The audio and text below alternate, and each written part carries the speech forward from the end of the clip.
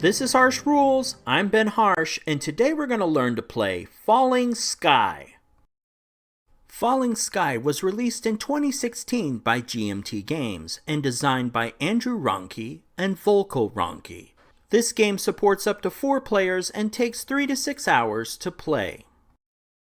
Falling Sky is Volume 6 in GMT's Coin series. Coin is short for counterinsurgency and explores these events throughout history. Players assume the roles of major factions involved in a rebellion, each with their own specific goals and objectives that could turn the outcome of history in their favor. In this episode, we're going to learn more about the coin system and how it is used to bring the military, political, and economic struggles of the Gallic Wars to the game table.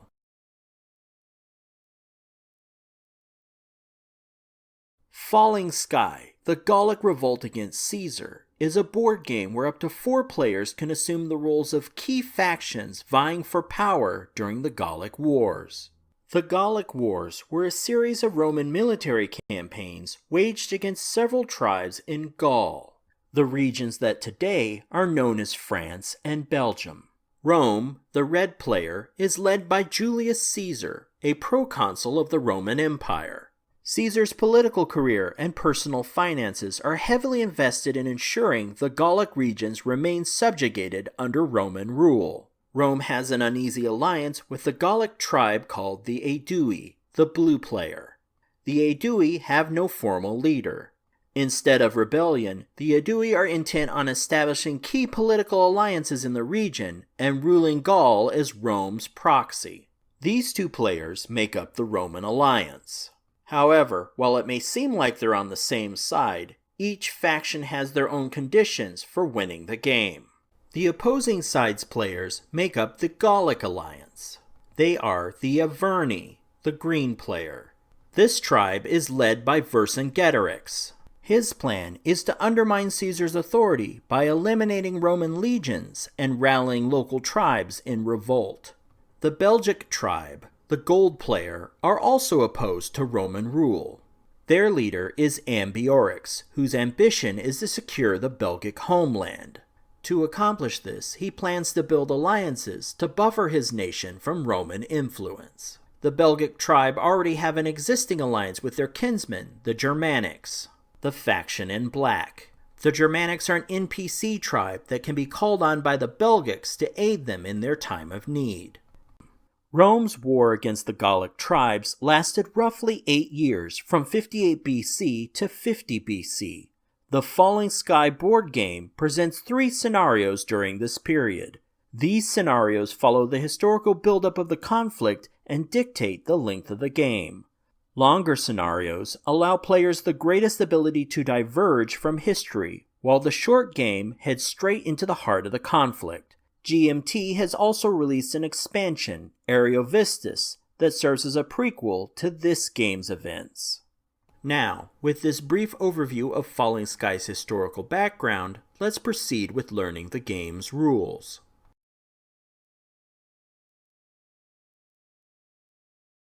Falling Sky is a complex game with several concepts to master. In this rules breakdown, I'm going to use the same scenario as the game's playbook uses for its tutorial. The medium game scenario titled Reconquest of Gaul. In the playbook tutorial, the game's designers set up the scenario and play through the first round of a game.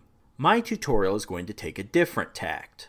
However, by using the same scenario, you can watch this video and then read through the playbook tutorial for a long example of the game in action. Also, for your personal reference, the setup guide for the scenario, Reconquest of Gaul, can be found on page 31 and 32 of the Rules of Play booklet. This first episode of the Harsh Rules Breakdown is going to intersperse learning the components, concepts, and setting up the game for play. So let's begin by learning about the game pieces. Once again, to keep things organized, let's divide the factions into 2 groups. Factions that are a member of the Roman Alliance, and factions that are members of the Gallic Alliance. Now, let's briefly discuss each type of game piece. The Coin series uses abstract game pieces to represent historical forces. In fact, the rules identify game pieces as forces.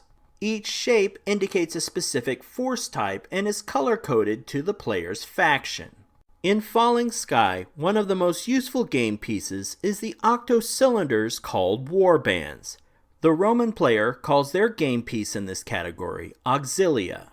These game pieces have two ends that indicate their status. The blank end means the warband is hidden, and the end with a symbol means the warband is revealed. The default positions for warbands is hidden. Warbands are used to establish military superiority in a region space to enable political negotiation with local tribes.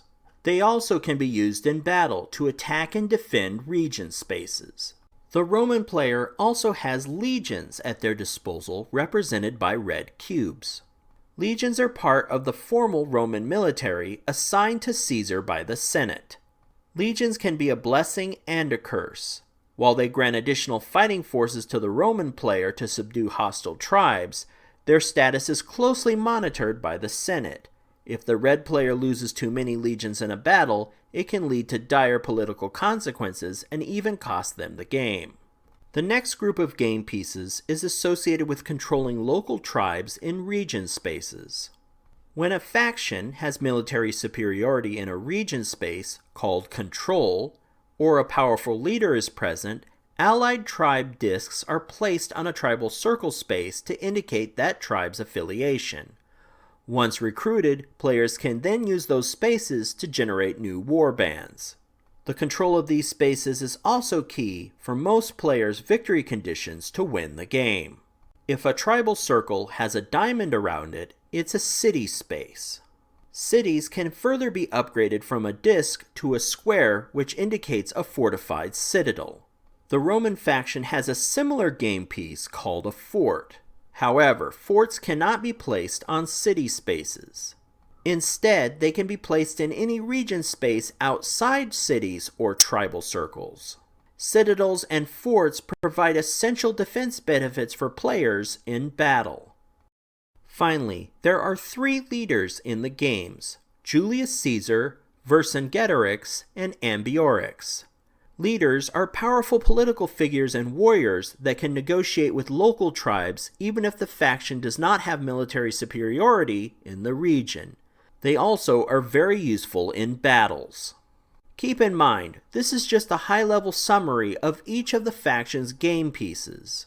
We will go into the specifics of each game piece and any differences between factions as we learn to play the game. Next, let's look at how these game pieces interact with the remainder of the components and set up a scenario.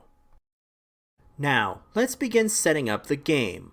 Once you've settled on your gameplay area, place the game board. After that, place each faction's force display. It's very important to note that each player has a set number of game pieces to play. The force display helps you keep track of them.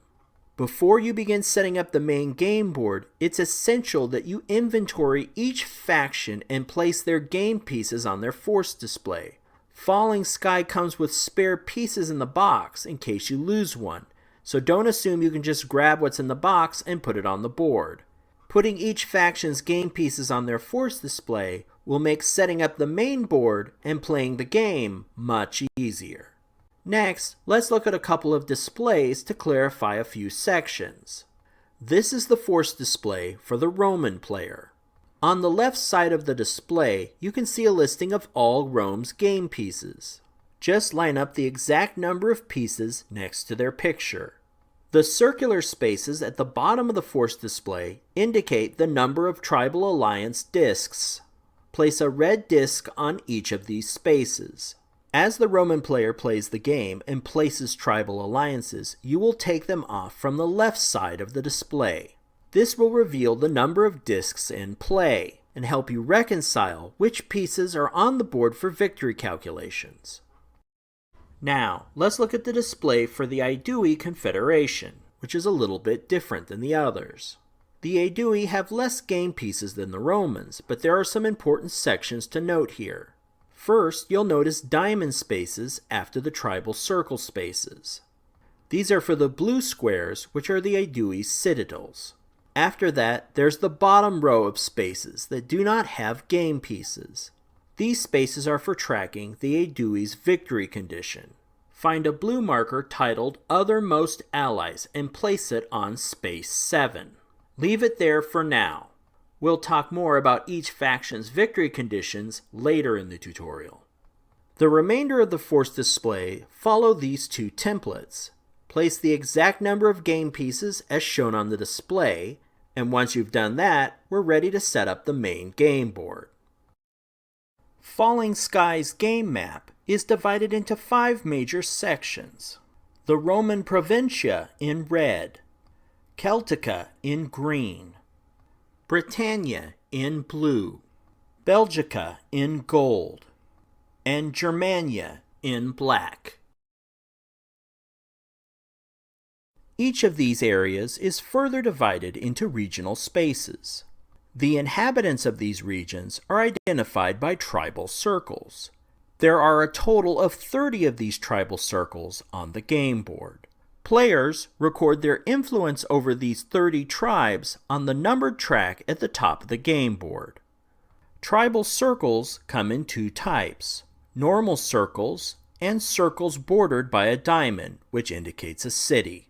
These circles are used to track the tribe's current affiliation to a particular faction. If a tribal circle has no game pieces on it, this indicates that the tribe is subdued, or in other words, compliant to Rome's authority. A colored disc placed on a tribal circle will indicate that tribe's alliance with the faction of that color. And yes, Rome can also cultivate a tribal alliance with local authorities that is superior to a subdued tribe.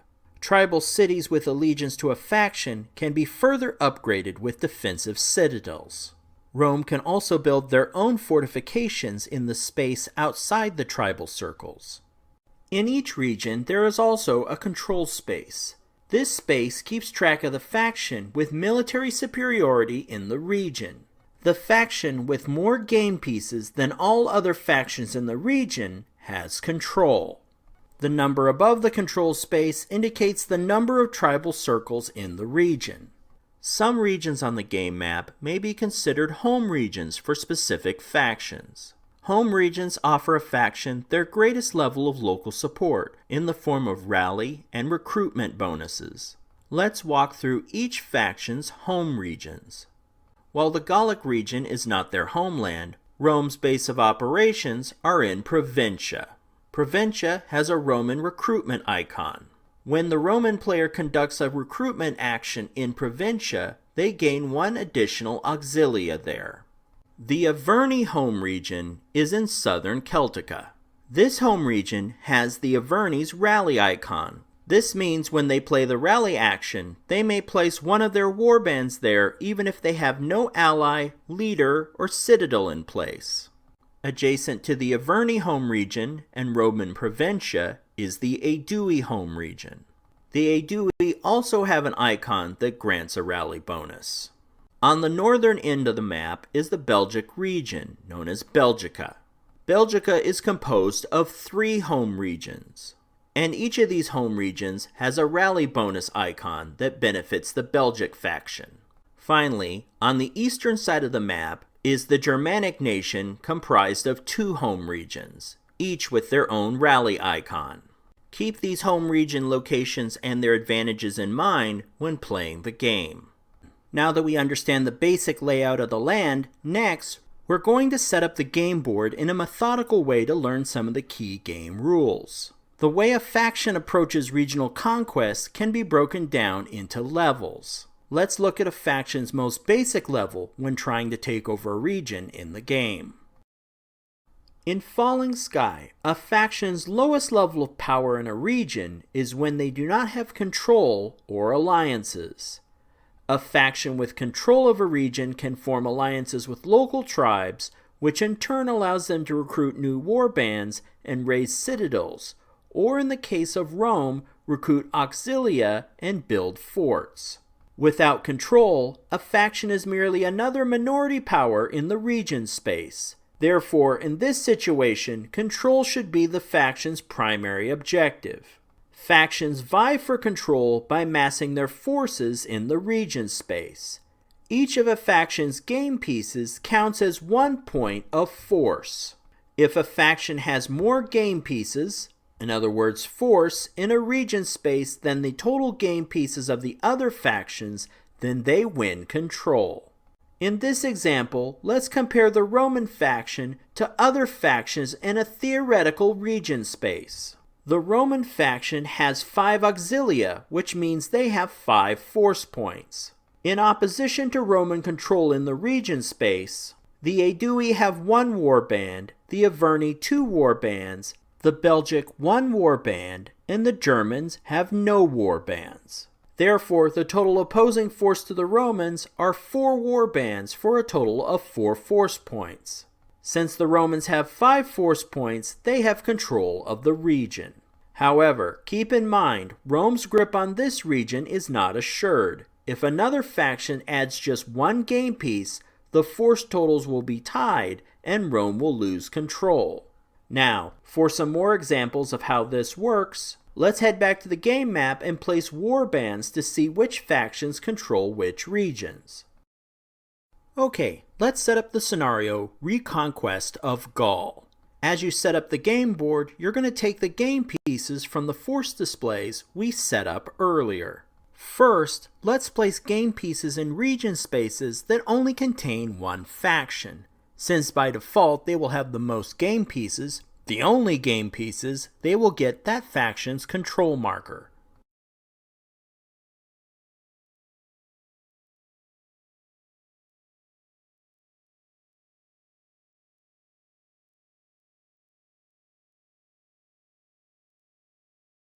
The next region space has a unique situation, 2 factions with 3 warbands each. When there are equal forces in a region space, neither faction can place a control marker. The next few region spaces contain 2 factions, but one of them has more game pieces, so they get to place their control marker.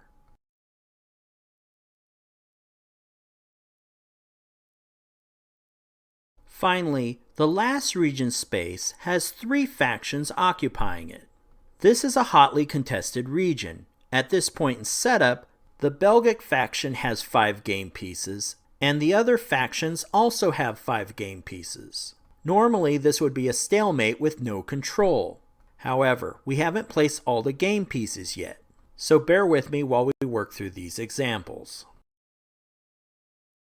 The second level of presence in a region is if a faction can conduct diplomacy and form alliances. A faction can conduct diplomacy with tribes in a region space in 2 ways. First, if the faction has established control of the region. Essentially, they have more game pieces than the other factions. Second, if that faction has a leader in the region space. Even if the faction with the leader doesn't have enough forces to formally establish control, a leader represents an entire nation and can bypass the control requirements to negotiate directly with any tribes that do not have existing alliances. If one of these conditions is met, the tribe can conduct either a recruit or rally action, depending on the faction, pay the required resources, and place their own colored disc on the tribal circle. The tribal alliance's disc also grants 1 force to the faction in the region's total because it's a game piece. However, if the tribal circle already contains a game piece, either a tribal alliance disc or a citadel square, then it first must be removed before the faction can establish a new alliance. We'll talk about combat actions later in this tutorial series. Now that we understand the rules for making tribal alliances, let's see which factions have already established tribal alliances at setup. With tribal alliances in place, let's see what additional benefits these factions gain. Once a faction has made a tribal alliance in a region space, they have achieved the 3rd level of presence there and can build their defenses. A tribal alliance, or ally for short, allows a faction to recruit new warbands to the space and build defenses such as forts and citadels. Finally, let's place the defenses established by factions at setup. For this scenario, the Aedui have a citadel in their home region space. And the Roman faction has a fort in Belgic territory and one in their own provincial region. An additional note regarding this: the fort in Provincia is permanent and can't be removed. Okay, we've nearly got the game board ready to play Reconquest of Gaul. We just have a few more pieces to set up. First, we need to place a special marker on the game map. Place a dispersed gathering marker on the Veneti tribe, as I've shown here. Rome can use a seize command to place up to 4 of these markers. A dispersed marker prevents another faction from establishing an alliance with that tribe. Dispersed markers also prevent the Belgic player from gathering a victory point for controlling the region. These markers are typically removed in winter. Next, let's set up the Senate and Legions track. The Roman player, in the guise of Julius Caesar, is tasked with ensuring the Gallic nations are subdued under Roman rule. The Roman Senate periodically weighs in on the Gallic campaign and sends reinforcements to Caesar. However, if the Senate is not pleased, this can have dire consequences for the Roman player. The mood of the Senate is monitored by the Senate and Legion track. We will talk more about the Senate in a later tutorial episode, but for now, place the Roman Senate marker on the intrigue space and 4 Legion cubes on the bottom space of the Legions column. After that, check the game box for 2 sets of short-colored cylinders. Players will put the first set in the sequence of play area in the lower left-hand corner of the game board. We'll talk more about this section in just a moment. The second set of short-colored cylinders are placed on the number track at the top of the board. These markers are used to track each faction's resources. Factions use resources to pay for uses of commands and special abilities. Place the green Averni marker and the gold Belgic marker on space 10, the blue Aedui marker on space 15, and the red Roman marker on space 20. Finally, we need to place the victory check markers for the remaining factions on the number track at the top of the board. Remember, the Aedui monitor their victory conditions on their force display. Let's walk through each faction's victory objectives and then place their markers. The Roman player's victory condition is to subjugate the Gallic tribes. If the Roman player can subdue more than 15 of the 30 tribes on the game board and hold that status until winter, then they win the game. Subdued tribes, dispersed tribes, and allied tribes all count towards these victory points. At the beginning of the Reconquest of Gaul scenario, Rome has 14 tribes under their influence. Therefore, place their victory marker on space 14 of the number track. The Belgic player's goal is to buffer their nation from Rome's influence with tribal alliances. If the Belgic player can secure alliances with more than 15 of the 30 tribes on the game board and hold that status until winter, then they win the game. Regions that the Belgics control, allied tribes, and Belgic citadels all count towards these victory points. One quick note: when the Belgic player takes control of a region, they receive the points shown at the top of the control space. Also be aware that any dispersed markers will subtract from this control total. The Belgic player begins the game with 15 points from these accomplishments. Therefore, place their victory marker on space 15 of the number track. The Averni player's victory conditions are twofold. First, the Averni need greater than 8 tribes to support them in revolt. Averni allied tribes and citadels count towards this objective. Second, the Averni must humiliate Caesar by keeping over 6 Roman legions off the map. Legions killed in battle in the Fallen Legions box or those on the Legion track count towards this goal. If the Averni can achieve both of these objectives and hold them through winter, they win the game. When this scenario begins, the Averni have 3 allied tribes towards their goal of exceeding 8, and 4 off-map legions on the Legion track. Therefore, place the Averni off-map legions marker on space 4 of the number track. The Averni player can use a control marker to track the number of allies and citadels they have on the game board. The Averni's allied tribe and citadel goal is tracked from their force display. Similar to the Aedui force display example shown earlier, the number of game pieces removed from the left side of the display tracks the current number of these units in play. The Aedui victory condition is tracked at the bottom of their force display. The Aedui player's goal is to rule the Gallic region as Rome's proxy. To accomplish this goal, they must secure allied tribes and citadels greater than the faction that has the greatest number of tribes and citadels on the game board. As a note, Roman forts are not counted for this victory condition. The Aedui currently have 2 tribes and a citadel on the game board for a total of 3 victory points. The current tribe with the leading number of allies and citadels is the Belgic nation with 7 allied tribes on the game board. Therefore, the Aedui must secure greater than 7 tribes and citadels and hold it through the winter to win the game. Now that we've set up the game board and understand the victory conditions, let's set up the event card deck. Falling Sky's player turn order and historical event options are driven by event cards. Event cards are shuffled into 15 card decks that each represent a campaign year in the Gallic War. The medium game scenario, Reconquest of Gaul, uses 4 event card decks. A campaign year ends when players reach a winter card, which is specially seeded into each deck. At the beginning of the game, 2 event cards are drawn for the top of the deck and flipped over for all players to see. The first card is the active card in play, and the second card is on deck and is a preview for what comes next. Let's look at the layout of an event card so we can better understand them. The top of an event card lists each faction's emblem in a sequence indicating the order of play. Below this is the event, and some historical flavor in a picture and title to get players grounded. Events are an option for players to select during their turn rather than conduct one of their normal actions called commands. The bottom of the event card describes how an event may impact gameplay and may have up to 2 sections.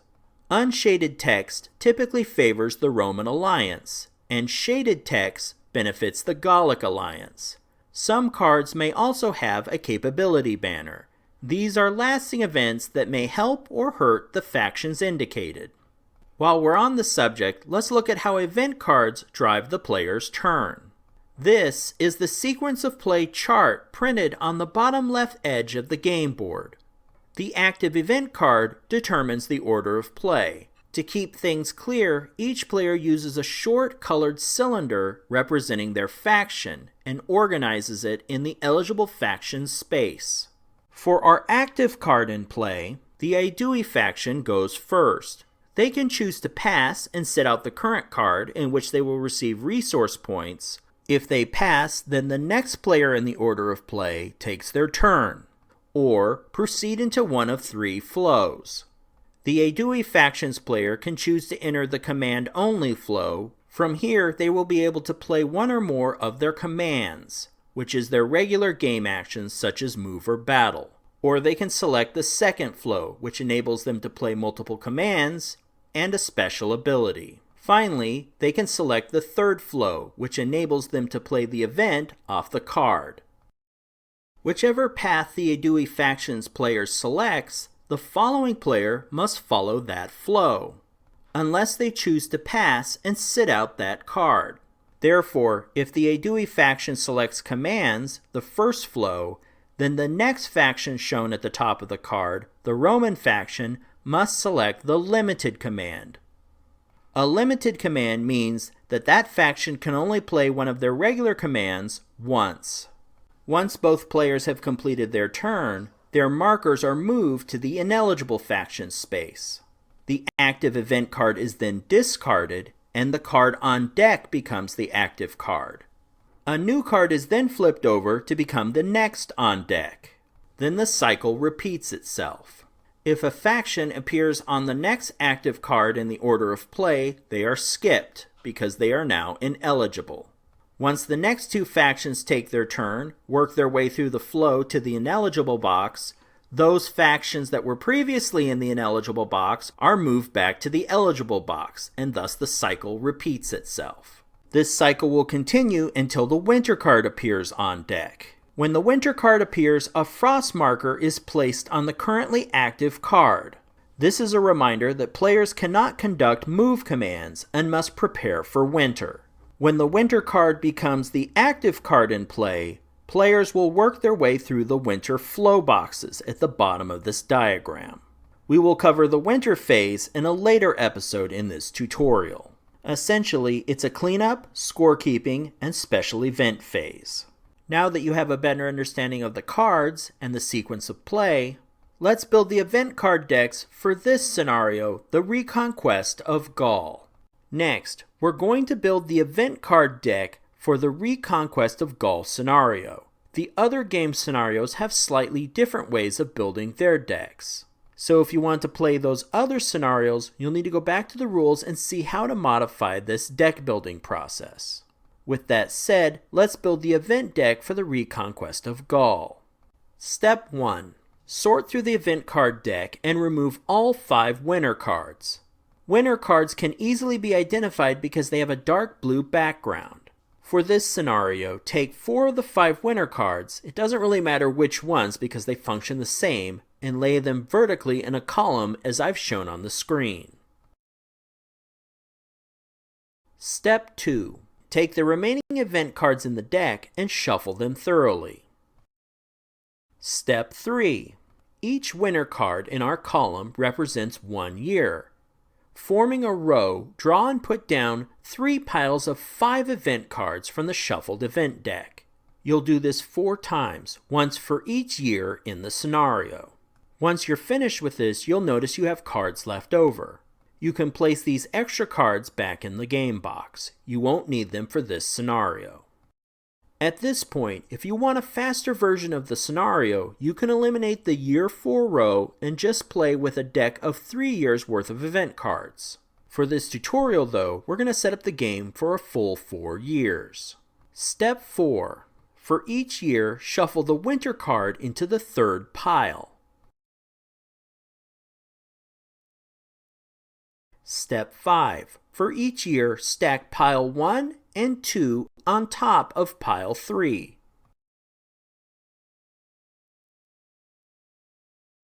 And step 6. Stack the piles of each year on top of each other so that year 4 is on the bottom and year 1 is on top.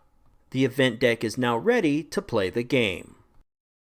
Place the shuffled event card deck in the play area. Then draw the top card, turn it over, and set it next to the deck. After that, flip over the next card and leave it on top of the deck. The card next to the deck is the active card.